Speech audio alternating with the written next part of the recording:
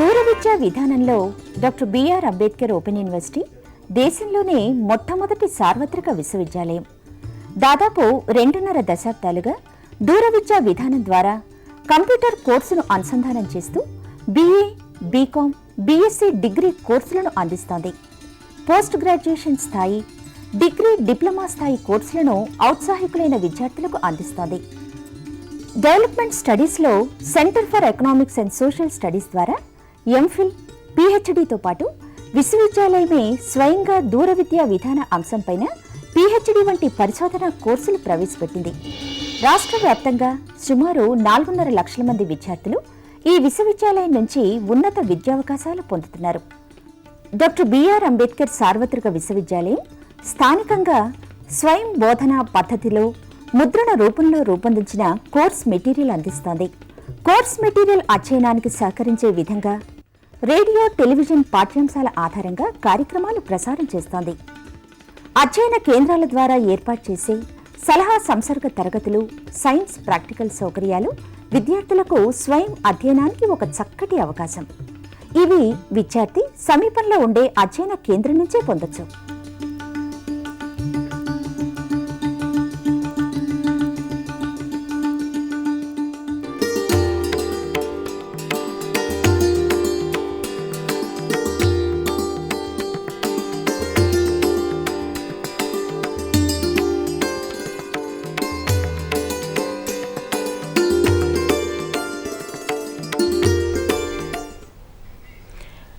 Good afternoon viewers. Welcome to the teleconference program of Dr. B.R. Ambedkar Open University. This teleconference program is intended for the Master of Library and Information students of Dr. B.R. Ambedkar Open University. In today's teleconference, we will be discussing the topic Information Literacy. The duration of the program will be for 60 minutes. In the first 30 minutes, the experts will give you an overview of the topic, and in the next 30 minutes, the students are encouraged to interact with the experts to clarify their doubts. The students can interact with the experts on the following phone numbers: 040-270-31431, 040-270-31432, 040-270-31433. Generally, the term literacy is commonly used to refer to the skills of reading, writing and performing simple arithmetic calculations. These basic literacy skills are felt essential to survive in the print oriented society, where information is created, published, accessed and disseminated in the print format. In the 21st century, the computers, internet, handheld devices, media like radio, television, they have brought profound changes in the way information is created, disseminated, stored and accessed. Therefore, large volumes of information is also available in the digital form in multiplicity of formats. Therefore, the basic literacy skills were not felt sufficient to survive in the 21st century information society. The international organizations like UNESCO, IFLA, they have agreed that people from any walks of life, whether they belong to business or industry, whether the people belonging to teaching learning profession or people belonging to health sector or people working in government or private sector or in even the general public, they need 6 types of skills. Firstly, the basic functional literacy skills. secondly computer literacy skills, thirdly media literacy skills, fourthly the distance education and e-learning skills, and fifth cultural literacy, and sixth the information literacy skills. By information literacy, we mean the ability of a person to identify the need for information, locate the information and evaluate the information so that in order to solve the day to day problems and also to take decisions effectively in their day to day functioning. And to discuss this topic in detail, we have with us experts from library profession, Dr. Indira Koneru. She is a faculty member with ICFI Business School. Welcome you, Dr. Indira. She has awarded her PhD for her work on information literacy, and she is the very apt person to give us more information about this information literacy. And we have with us Professor Chandrasekhar Rao Garu. He needs no introduction, and he is the senior professor in the Department of Library and Information Science, Dr. B.R. Ambedkar Open University. Welcome you, sir, to this teleconference. And to start the discussion, Dr. Indira, can you tell our students the origin and evolution of this concept of information literacy? Yeah. To start with, information literacy is not new to library and information science professionals. Why? Because library and information service professionals have been providing library instructional programs in various forms, whether it be bibliographic instruction, user education, library orientation or library instruction. It is a continuum of all these library instructional programs. You may ask me, what is the difference between information literacy and other library instructional programs?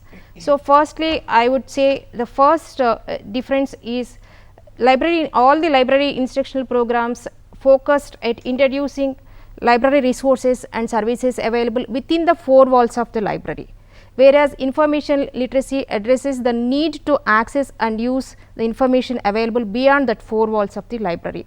And the second difference is library instructional programs focused on resource disseminating, accessing and disseminating resources, whereas coming to information literacy, its focus is more on process, that is how to research information.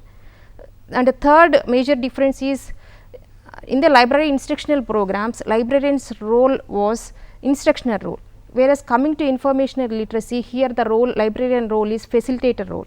We need to facilitate students in their information research process. That is how it has been evolved from library instructional programs to information literacy. The concept of information literacy was introduced by Paul Jerkowski in 1974 for presenting a report on the behalf of American National Library and Information Science Organization. That is how it has been evolved. So, it is mainly focused on the accessing information and retrieving information which is available beyond the four walls of library. Thank you, Dr. Indira, and I think there is one more thing we can add to that evolution process is the convention which was held in Prague in 2003.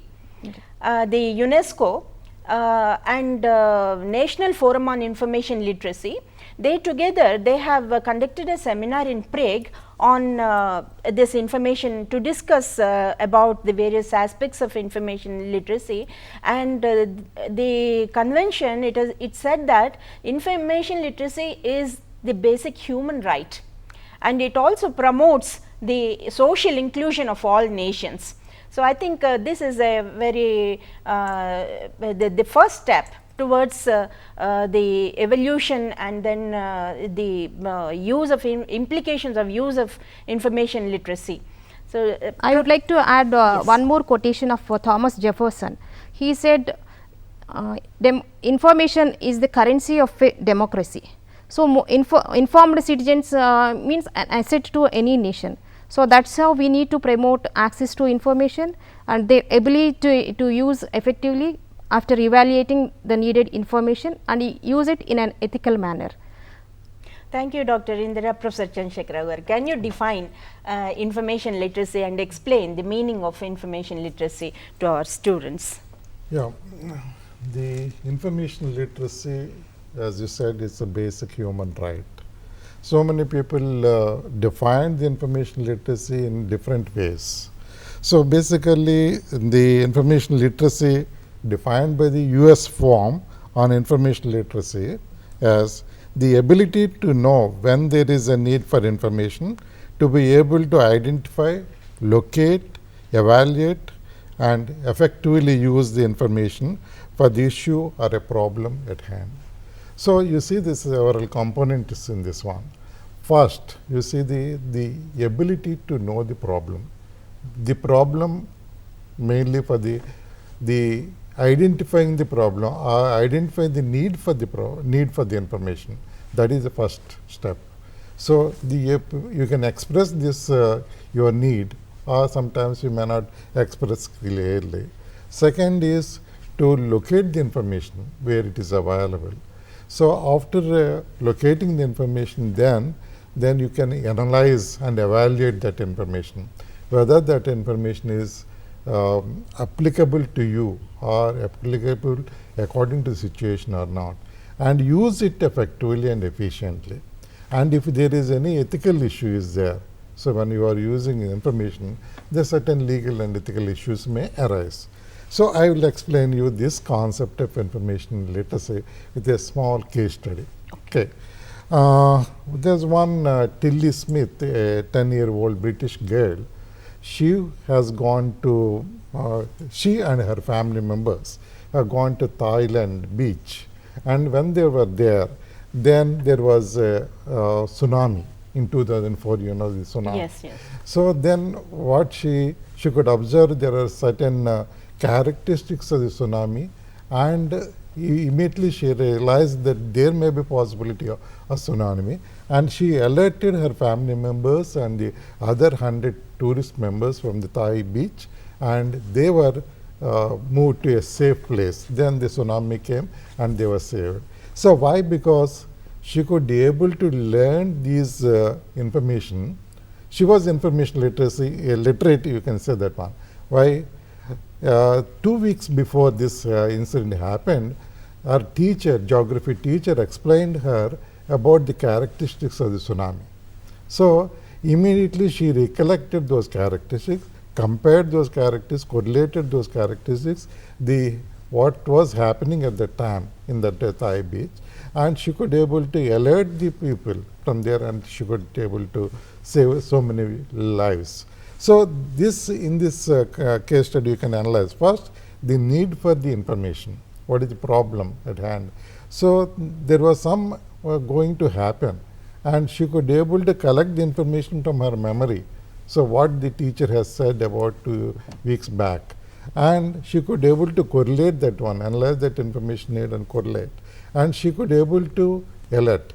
What she has done, that is, she has used that information very ethically, because she could save herself and her family members. So she was not selfish. So she could also alerted other 100 members, tourist members, and she saved. So ethically, she used that information without any bias, and this is a very classic example of explaining the main concept of the information literacy. So basically, information literacy starts with identifying the need. Yeah. Need for information, and then securing the sources, and then the next step will be to analyze how that information will be useful to a particular situation, and then evaluating and using it ethically is the most important aspect of information literacy. Yes. Thank you, sir. Dr. Indira, can you please further add to this about can you tell our students about the big 6 skills and the other standards that are available for information literacy? In addition to big 6 skills, we have other information literacy models and standards which are popular across the world. So first I would like to start with which are popular in higher education. One is Koneru, that is a Society of College, National and University Libraries. This model is popular in United Kingdom. And coming to United States, ACRL, that is Association of College and Research Libraries. Their standards serve as a framework for planning, designing and implementing information literacy programs. And the next one is ANZIL, that is from Australia and New Zealand, Australian and New Zealand Institute for Information Literacy Framework. This framework is used in Australia and New Zealand, both in academic institutions and also public libraries for designing and delivering information literacy programs. Whereas Big 6 skills program, this is presented by Michael Eisenberg and Bob Berkowitz. It is a popular model used across US, both for school libraries and higher education libraries. So, what are these Big 6 skills? We need to, the first one is task identification, second one is information seeking strategy, third one is location and access, fourth one is use of information, fifth one is synthesis, and sixth one is evaluation. It's Big 6 skills is a general approach to research process. It follows a logical order. So, what is that logical order? First, we need to define the task. What is the information problem I have in my hand, and what is the research problem I need to study? So, in that case I need to identify, rephrase the question in my hand so that I can identify what is my task. Second one is information seeking strategies. For seeking strategies, first I should know what are the information sources and resources available. Say for example, it depends on my scope of research. Sometimes I may require primary resources, sometimes my requirement would be secondary resources, sometimes it would be print media or it would be electronic media. So, we need to identify what are the information sources and resources useful. That means, in the first step, you need to put certain questions to yourself. Yeah. That means, first, what is the task on hand? Yeah. And secondly, what kind of information I need? And the thirdly, where can I find this information? Yeah, sources. Sources. How can I access and locate? So, Okay. for locating again you need to think about whether, once I have identified all these sources, I need to think whether all these sources are available in my library. If I want print resources, whether they are available in my reference collection or not. If I need electronic resources, whether my library provides access to OPAC or any external database subscribed by the library, or if not, can I search using search engines. That is the third step, access, locating and access. After that, I need to use information. Before using information, we need to thoroughly review and evaluate that information. Its authenticity, accuracy, currency and relevance. Whether if it is not relevant to my information, I can discard that information in this stage. That is the fourth stage. After evaluating, I need to synthesize information. For that, what I need to do, I need to organize all the resources collected topic wise, and I need to maintain citation list for all these resources. Then I can present in the format required. Say for example, for assignment the format can be different, for any presentation the format can be different, for research report the format can be different. So, I can synthesize all the resources and paraphrase. If I require, I can integrate quotations using in-text citation. That is very important. We need to manage reference list for every research report or assignment we are presenting. That is the synthesis. And the last skill is evaluation skill. Again here I need to evaluate the product I developed, means whether that research report is accurate or relevant to my problem in hand or not, and also the research process I gone through to create this product. So, this is important. If again some my research guide says no, it is not relevant, then again I need to start with an information seeking strategy and developing appropriate search strategy using Boolean operators or truncation or strumming words and all. So, these are the big these skills. are called the big 6 skills, Yeah. which are employed for imparting information literacy Yes. to the Let me users. explain this Please, one with the sir. simple terms. So, there is a 5 information literacy skills tool kit is there, standard tool kit, which explains only 5 components of any information literacy standards. So, information literacy standards are not technical standards, they are only descriptive standards. So, basically if you see this any technical, so there may be some measurements and detailing with that, but here is that they are very textual and you have to compare that one. So, the 5 toolkits, standard toolkit says 1 is know, 2 is access, 3 is evaluate, for his use, and 5 is so ethical and legal issues. So, first one, no means if you take the first one, first aspect of this standard toolkit, any information literate, if you see the information literate, could be able to identify the information what he wants for the situation. Then he can able to access, if he is a literate, then he can access the information from different sources. As Indira said, there are different tools and so resources are there. So, maybe internet or any library or anything you can say that one. The third one, evaluation, able to evaluate whether according to the standards or according to the need, etc. The fourth one is use them effectively. Any information literate, if he is literate, then he could able to use the information effectively and efficiently. And the fifth one, he could able to tackle the situation ethically. If there are any ethical issues are involved, then he could able to tackle that one. These are the simple terms some you find in the literature. Thank you, Dr. Chandrasekhar garu. So far, we have discussed the definition, what is information literacy, how it is different from the user education programs, library literacy, user orientation programs that are being conducted in the library, and evolution of the term. And we have seen some of the important aspects of the evolution, who founded this term, used this term in the first, Jarowski, as you said. Yes. And also we have gone through the various steps, the process of information literacy. Firstly, the user should be able to identify the need for what is the task at hand, and then what kind of information he requires to fulfill the task, and then thirdly, he also needs to what sources he can use to retrieve that information. And then after locating the sources, then he has to think about what sources are useful for to meet his purpose, and then what information is not useful, they can be rejected. Then next step comes the analysis. If I followed you, synthesis and analysis and synthesis. So in this step, the user he has to check for the different facts, how data is interpreted in different works, and then whether the facts are there, and then whether it is an opinion or facts are elaborated in that work, if there are any comparisons on the set of characteristics. After verifying all this, then the user will come up with a report for presentation.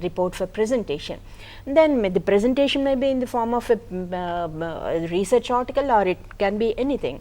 It can be a presentation, PowerPoint presentation. Then finally, the information he has set has to be evaluated to see if the sources are authentic, and then if the information collected is valid or not. And after that, then comes the how this information is put to be used ethically, by following the ethical norms.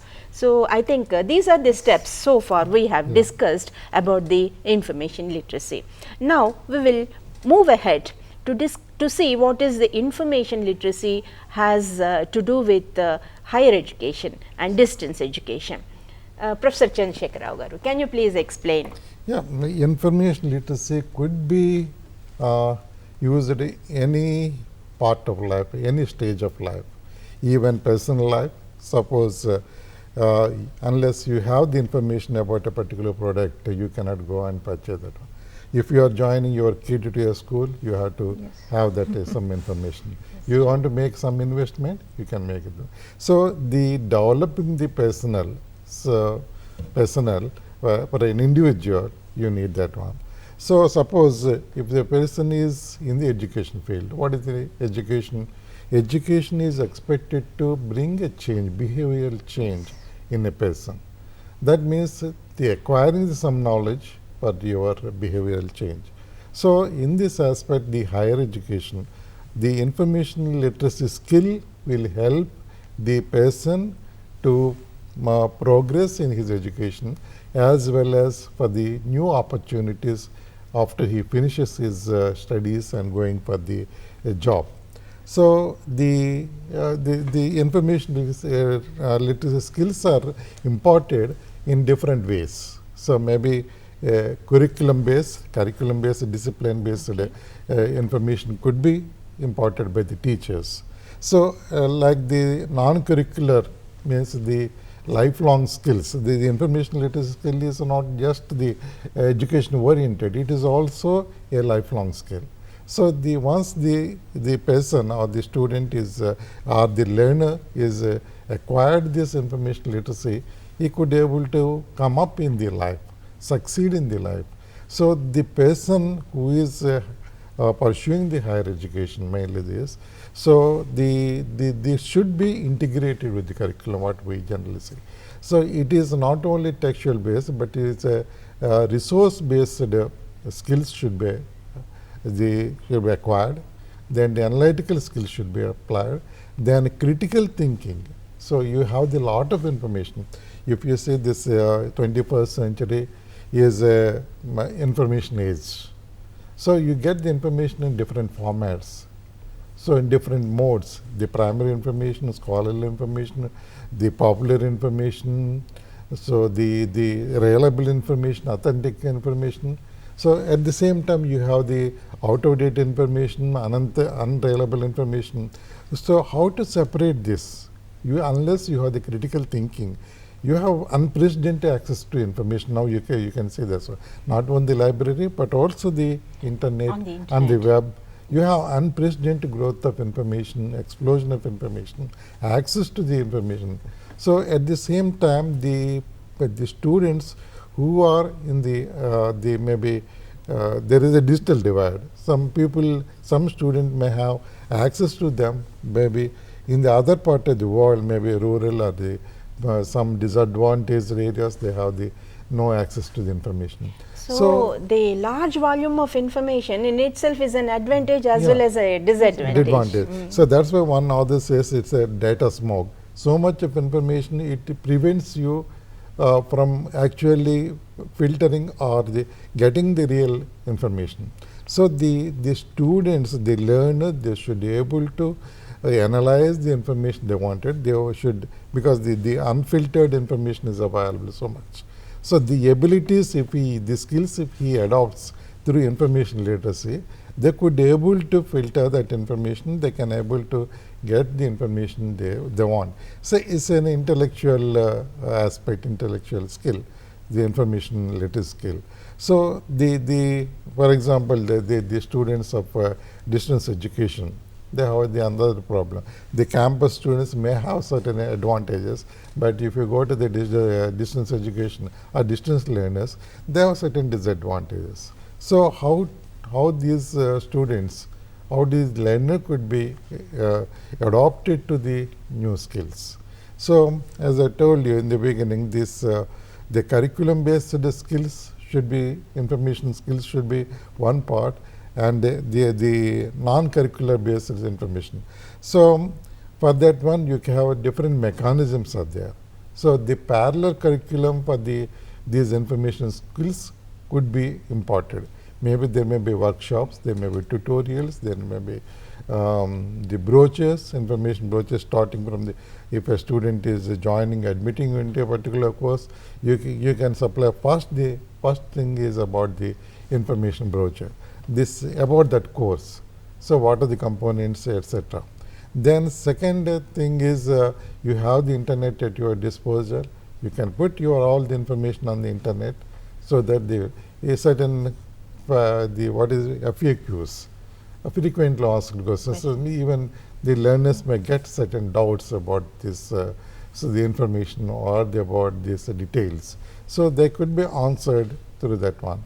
So, all these there are separate mechanisms for imparting the information literacy skills, mainly in the higher education and the distance education.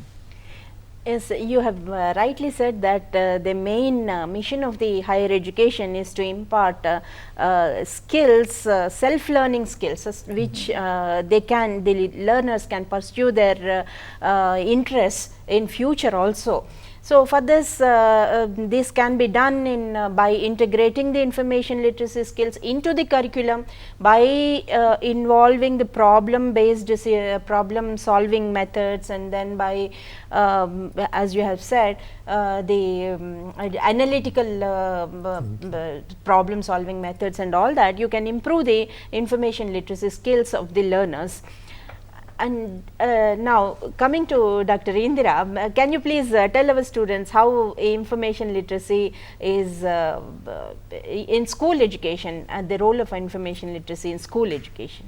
Yeah, first I would like to start. Unfortunately, in India, school education is not focused on how to learn. It's focused on what to learn. So, in that case, what we are doing, teachers are not providing opportunities to develop higher order thinking skills among students. Only this what to know means I can recollect and replicate in my reproduce the answer in my exam. Once I have given the opportunity to find additional information in addition to the prepackaged textbooks information, students can get the opportunity to find relevant information and additional information, and they can use this for their project submissions and their assignments. So, for example, in school education we have disaster management, that is one paper they have in high senior secondary. But when coming to disaster management, unless and until a student knows about disaster preparedness, how can I manage that disaster?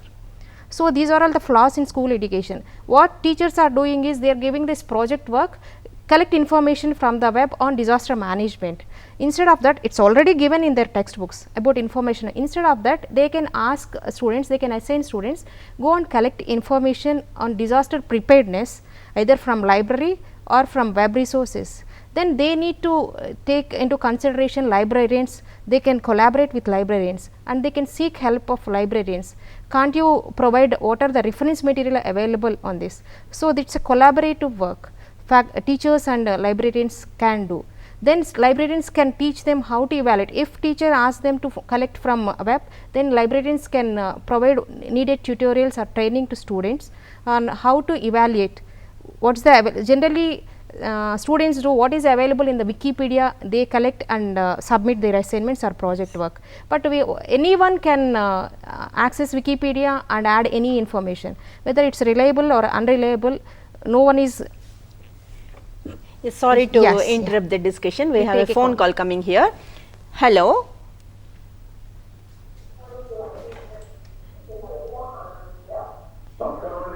Namaskaram, please introduce yourself. Ramakrishna గారు చెప్పండి. మీ రామకృష్ణ గారు చెప్పండి, మీ ప్రశ్న ఏమిటి, మీరు దేని గురించి?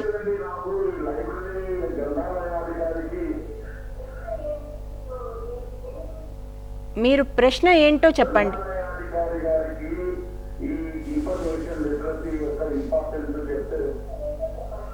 TV volume ఇప్పుడే చెప్తామండి. చంద్రశేఖర్ రావు గారు కొంచెం గ్రంథాలయాల అధికారికి ఈ ఇన్ఫర్మేషన్ లిటరసీ గురించి చెప్పండి. చెప్పండి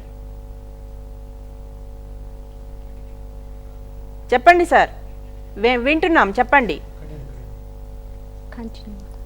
So, I think there is a yes, and coming back to the discussion, Dr. Indira, we were talking about the school education, importance of information literacy in school education. So, librarians need to educate and sensitize teachers to integrate information literacy in their curriculum. They can make information literacy as an evaluation component.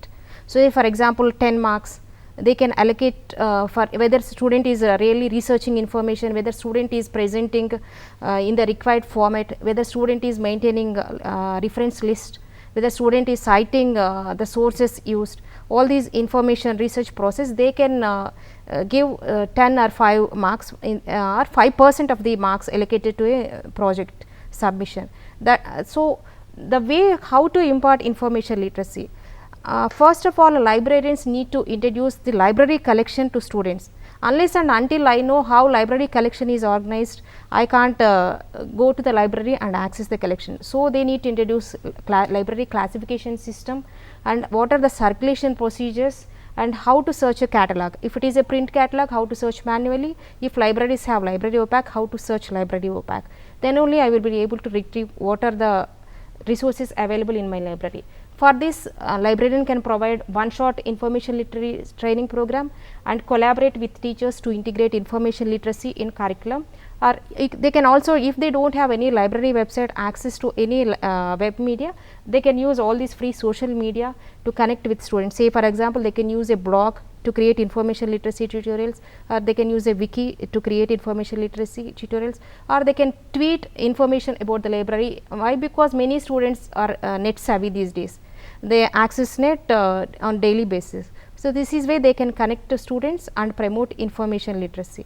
This is how we can provide, we can promote higher order thinking skills among students. These higher order thinking skills in turn they promote employability skills. That is what we have seen. What are the students coming out of an engineering college, university lack employability skills, only 10 to 15% have. So, if we inculcate this habit and they can critically analyze anything, then improve their higher order thinking skills, then automatically they will acquire lifelong learning and independent learning skills and employability skills. Thank you, Dr. Indira. You have rightly said that nowadays children, they are mostly depending on the Google and also the Wikipedia to complete their projects and then assignments. So, instead of that, if the teachers work in collaboration with the librarians and then they devise ways to promote information literacy. Now, we have again another phone call here. Yes, hello.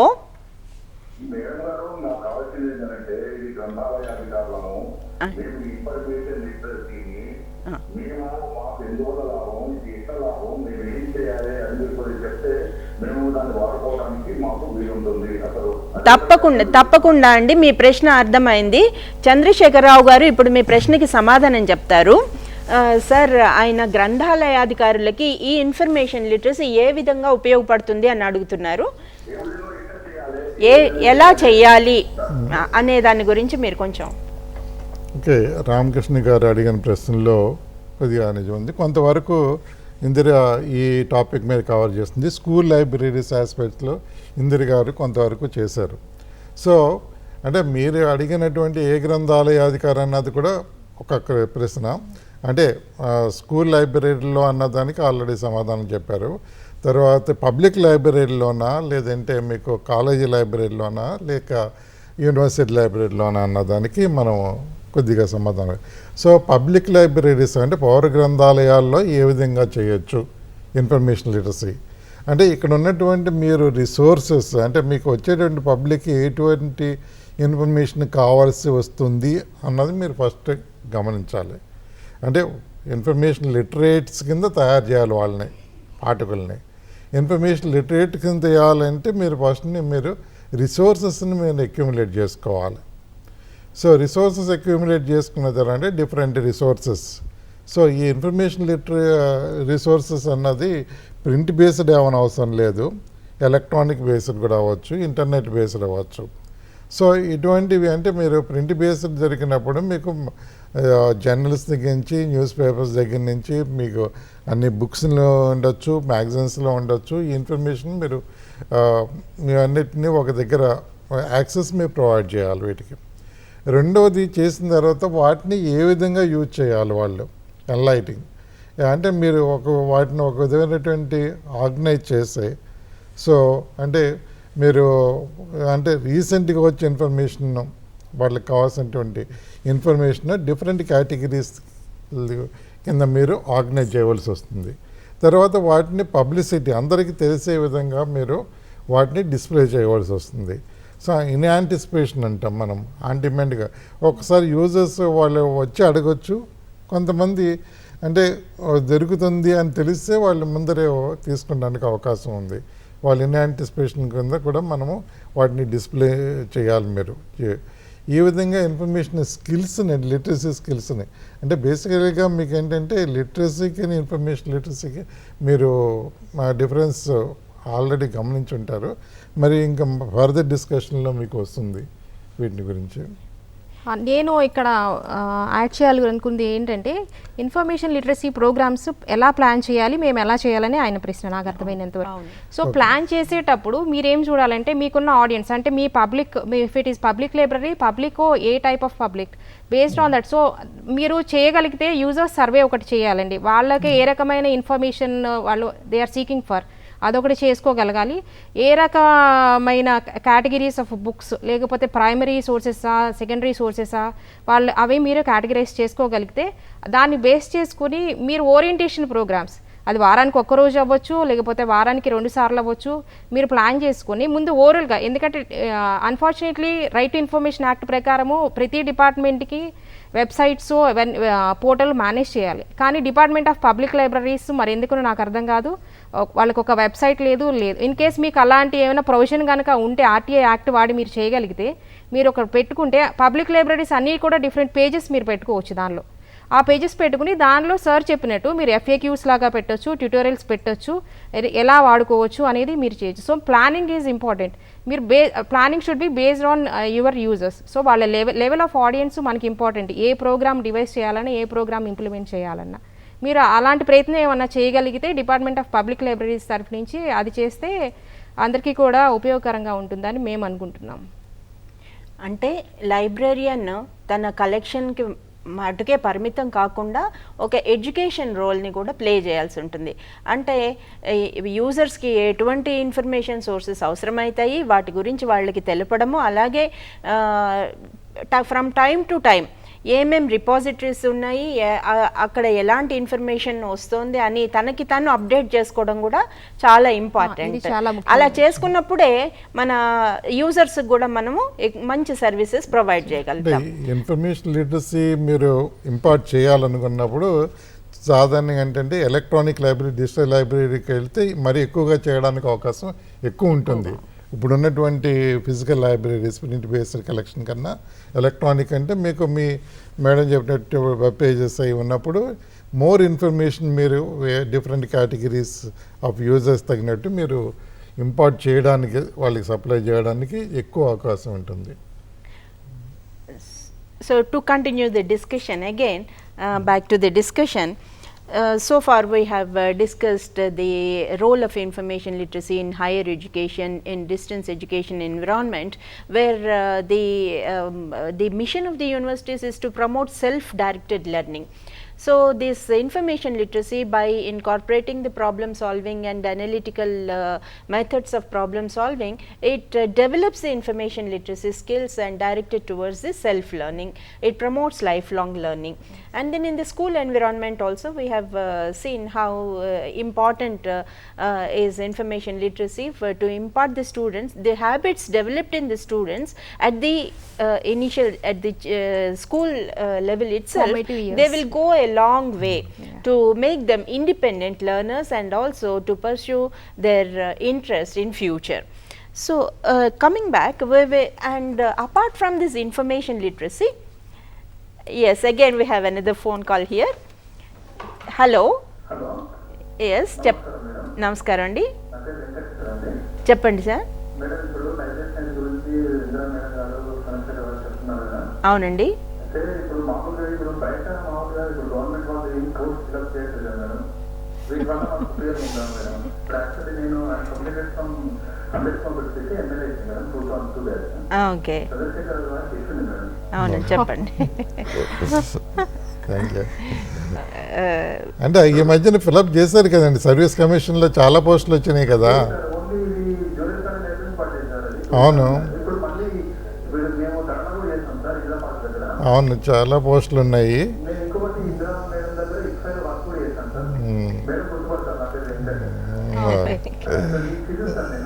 Okay,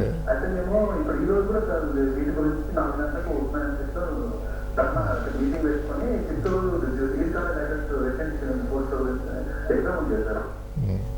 ఇది libraries మటుకే పరిమితం కదండి ఈ సమస్య. So Venkat గారు, నేను ఇక్కడ ఒకటి చెప్తాను, how information literacy is relevant to your question.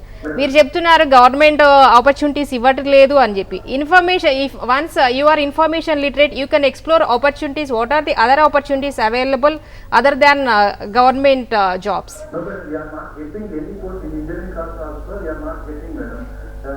if they are saying only 8,000, 9,000 MLA, madam. Yeah, better you do one thing. You as sir was telling and Saroja madam was telling, you need to update your skills and knowledge and upgrade your skills. Yeah. So why can't you go for why can't you go for web designing or anything? All the resources are open. Educational resources are available on the web. No need to pay single penny.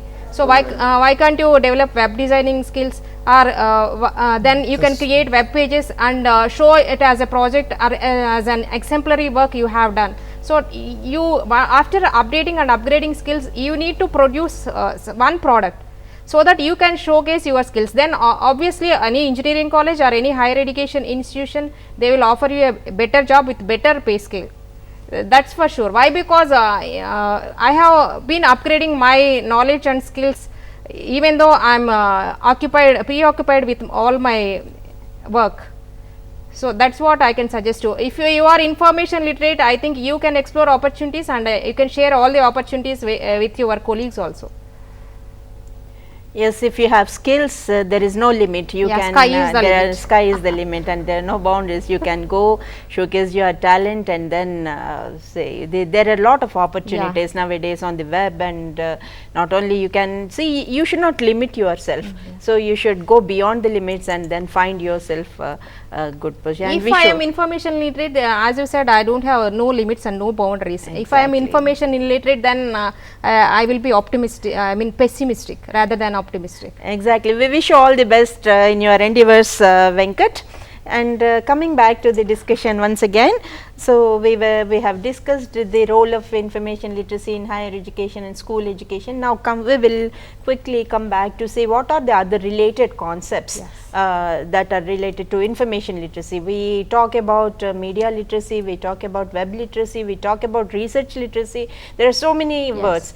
Dr. Indira, can you explain what the digital literacy, web literacy and other Yes, actually it's information literacy is a multifaceted term. It encompasses all these related literacies, what you are saying, digitally, whether it's digital literacy, web literacy, tools literacy, research literacy or media literacy. There is a small difference might be there in all these literacies, but overall they all help users in seeking information, using and evaluating. Sorry to interrupt, again we have another phone call waiting here. Hello. Hello. చెప్పండి, మిమ్మల్ని మీరు పరిచయం చేసుకోండి. చెప్పండి sir. అవునండి. అయితే ఇప్పుడు DSC teachers కూడా చేస్తాం కదా, అయితే మరి ఇప్పుడు వైబ్రేషన్ మనం తీయడం లేదా? ఏదండి, ఏది మీరు మీ ప్రశ్న మరొకసారి చెప్తారా? డిఎస్సి టీచర్స్ వి. ఓకే, చెప్పండి. చెప్పండి. అవునండి.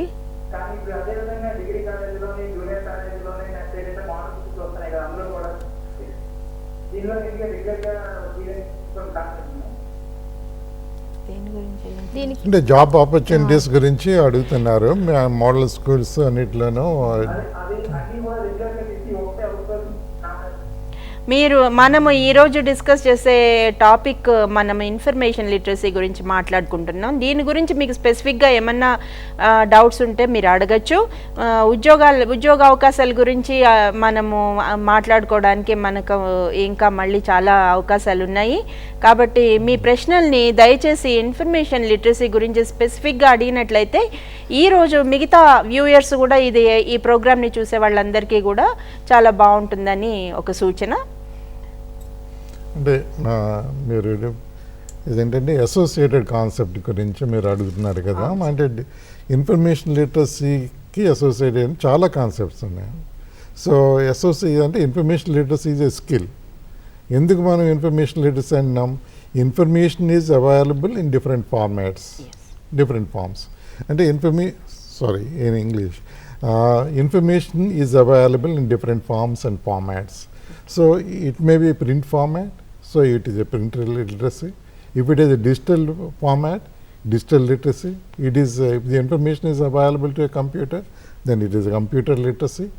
Then if it is a available through a particular tool. If you have any skills on the using a particular tool, then it is a tool literacy. Then you have the web. If you are getting the information from the how to use the information from the internet, that is a web literacy. Then you have the media literacy, because information is not available only in the printed form or in a book base, but it is also available in media, different media. You may be having from radio or audio or television, video. So if you could able to gather the information, if you have the skills to gather the information from any of these media, then it is a media literacy. So like that, you have publishing literacy. If you have the information, so you could able to publish to which media you have to publish, whether to print or electronic media, so or to the internet. So all these options are there. So the ability to do anything, gather the information from any of these associated resources, then it is so basically we mean to say that the categorization of these different terms have evolved from the based on the medium through which the information is available. Yeah. Okay. So all are important. In the information literacy, we generally integrate all these for the information literacy. Information literacy is a very broad concept. So each one of these resources, they will play a part in providing the information. Yeah, it's an umbrella concept we call. All these are subcomponents of information literacy, we can say media literacy, web literacy or digital literacy. The only difference is if I use digital technologies and tools, we call it as digital literacy. If I use web for retrieving information, then we call it as web literacy. But each medium has its own peculiarities, as like computers, there are the learner has to know how to use the hardware, how to use the software and the application programs. Similarly, in media, he should know which information can be accessed, what are the security concerns, what are the legal concerns. So there are different types of each media has its own specifications. Which so these days, this broadcast media gained popular. Why? Because it's citizens are also participating in generating content. Say for example, in the recent movements, citizens are participating, tweeting their opinions. Yes. All these opinions are shown live on TV. So this it's kind of participatory citizenship we call. It's actually well and good for a healthy environment, creating constructive environment, participating in all the social events or political events. So that's actually all these media are giving opportunity for users. Yes, actually it is a part of the information cycle. So once the information is there, we use it and then again we add it to the knowledge base. So it is a cycle, we can say. So this that means the information literate should have all these associated skills. Yeah. Yes. So unless, because the information is available in different forms, so you should be able to access that information. So if a person has only library skills and doesn't know how to use the media skills, if he doesn't, can we call him as information literate? No. Okay. So he has partial skills. Okay. Yeah, that's partial. He is aware of partially. He is aware of what is available in a library. Yes. He is confining himself to 4 walls of library. But what we are saying is information literacy is go beyond your library and search what are the resources available, and participate in generating information. And so you consume and generate information. That's how we can generate information and share our knowledge to others. Yeah, that's why the information literacy has been given so much of importance. Sorry to interrupt again, sir. We have another phone call here. Hello. Hello. Namaskaram. Cheppandi. మీ పేరు చెప్పండి, మీ introduction చెప్పండి. చెప్పండి శేఖర్ గారు. చెప్పండి.